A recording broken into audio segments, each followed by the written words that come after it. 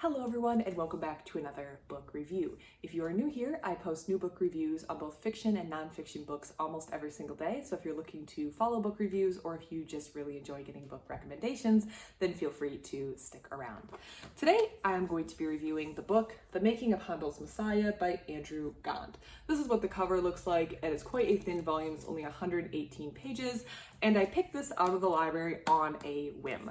So I enjoy music, I enjoy a wide variety of music, and I am not very discerning, I would say, in my music taste. If you looked at my Spotify, it would be quite embarrassing.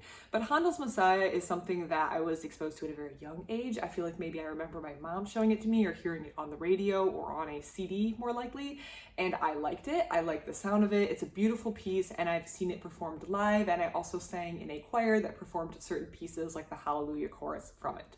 So I have enjoyed this piece of music for years. Many of the parts of it are saved on Spotify playlists by me, and I enjoy listening to it.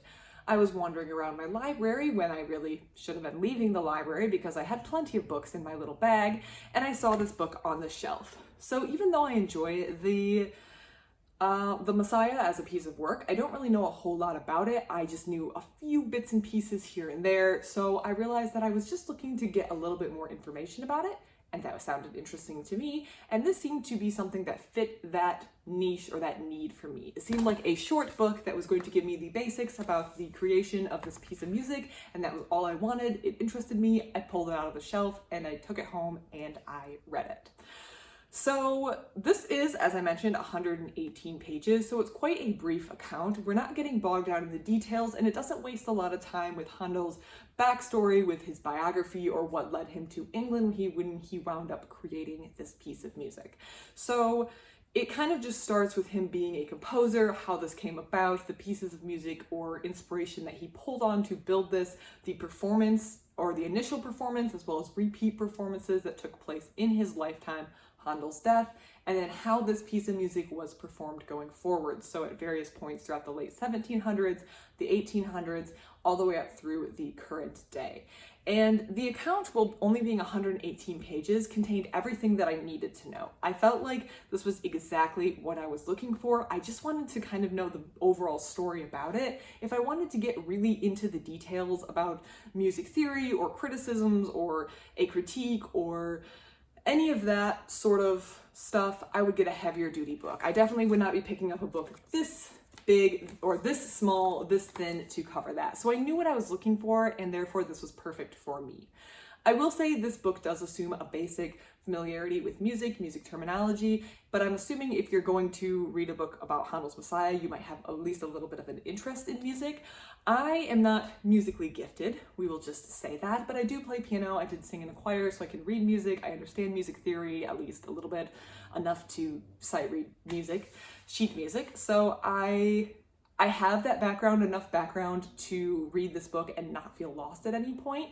So this is something I can't really make a judgment on. I learned to read music at a very young age. I started taking piano lessons when I was like in first grade, I believe. So I've never known a time in my life where I didn't understand how to read music or the musical terms. So I'm not sure if this would be difficult or confusing to someone who didn't have that background, just because I've never not had that background, if that makes sense.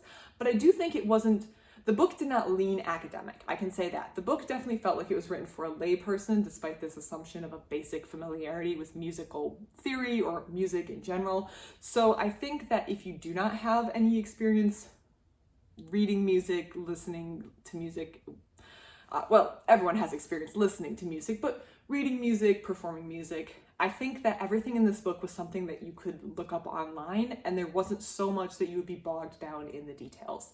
That's something else that I really like about this book. It moved. We never got bogged down in the details. Some people love the details. If you're looking for a detailed critique of maybe Handel's life, his compositions, his style, there are books out there, I'm sure, on that, and that's where you can get into the details. Sometimes when you're into a topic that you really, really love, you want the details. You want to be bogged down in the details. You want to spend a whole rainy Saturday afternoon getting bogged down in the details, sitting on the couch wrapped up in a blanket listening to lo-fi music.